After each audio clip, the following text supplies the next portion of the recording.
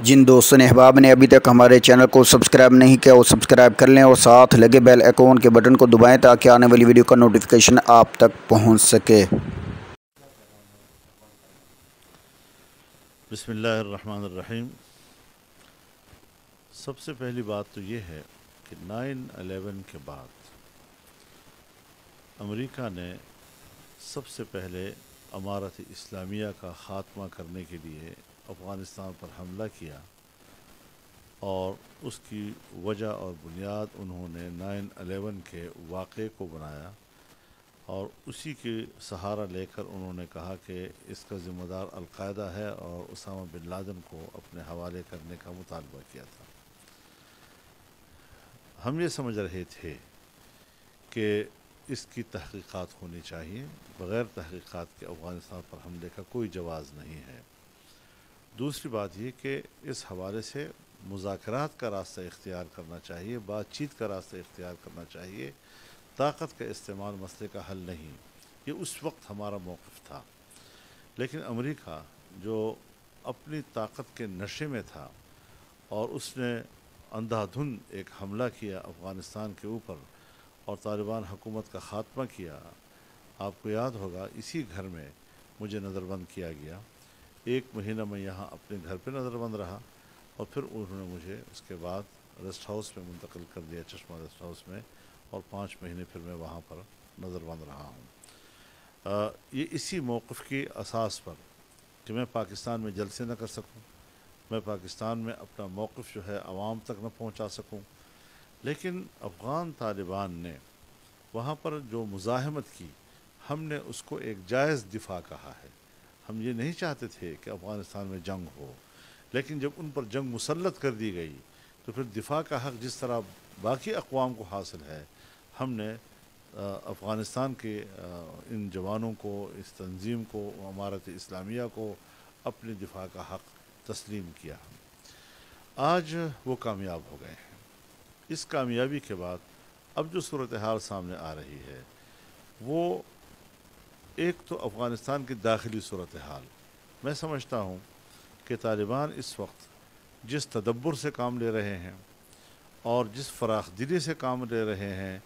جس وسعت نظر سے کام لے رہے ہیں، شاید ان سے دنیا یہ توقع نہیں رکھ رہی تھی،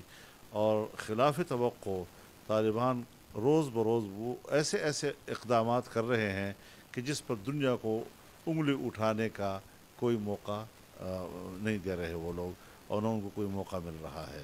تو اس حوالے سے ہم اب بھی اس بات کے حامی ہیں کہ جب انہوں نے عام معافی کا اعلان کر دیا ہے، اور پرانی جہادی قیادت یا جو حکومت ان کے خلاف جنگ میں مصروف تھی،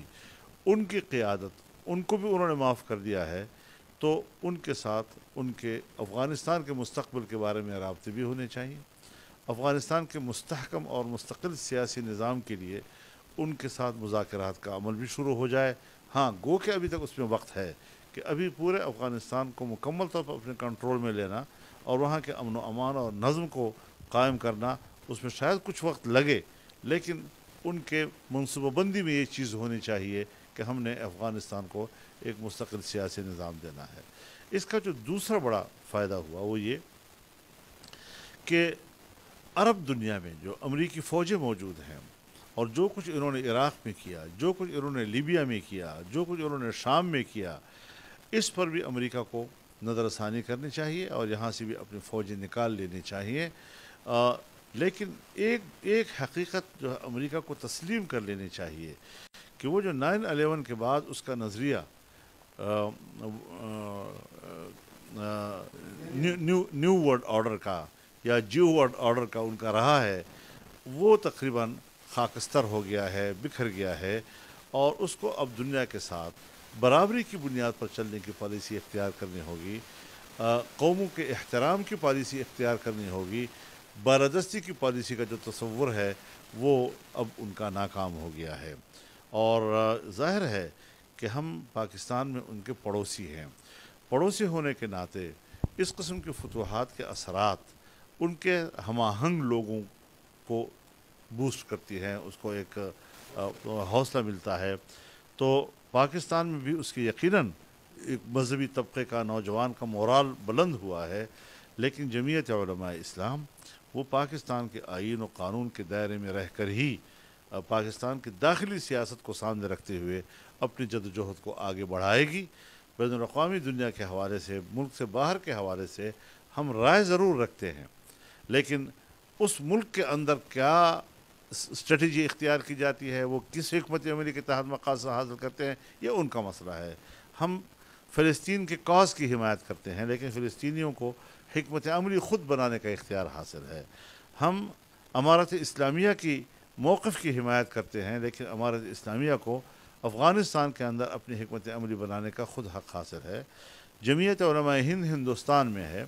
ہمارے اکابرین کی جماعت ہے، ہماری تاریخی تسلسل اس سے وابستہ ہے، لیکن وہ ہندوستان کے اندر وہاں کے مسلمانوں کے مفاد میں ایک سیکولر ہندوستان کو مفید سمجھتے ہیں۔ ہم پاکستان کو ایک اسلامی پاکستان جو ہے یہاں کے مسلمانوں کے لیے مفید سمجھتے ہیں۔ بنگلہ دیش میں جمعیت علماء اسلام ہے، وہ انتخابی جماعت ہے، نیپال میں ہے، سری لنکا میں ہے، جنوبی افریقہ میں ہے، وہ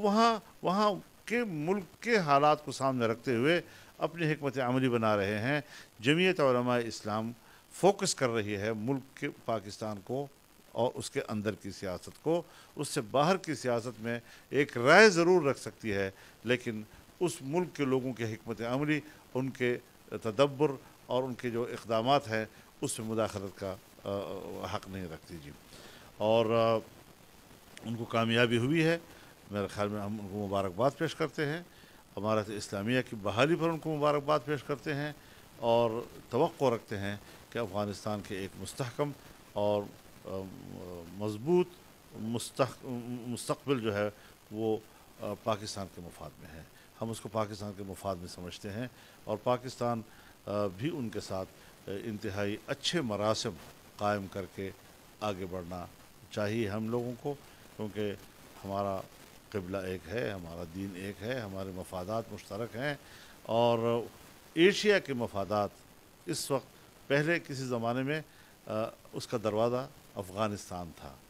آج پاکستان بھی وہی جغرافیائی اہمیت رکھتا ہے، لہذا دونوں ملکوں کی اس خطے میں جو جغرافیائی اہمیت ہے اس میں دونوں کے درمیان ہم آہنگی کی بھی ضرورت ہے۔ جن دوستوں نے احباب نے ابھی تک ہمارے چینل کو سبسکرائب نہیں کیا وہ سبسکرائب کر لیں، اور ساتھ لگے بیل آئیکن کے بٹن کو دبائیں تاکہ آنے والی ویڈیو کا نوٹیفیکیشن آپ تک پہنچ سکے۔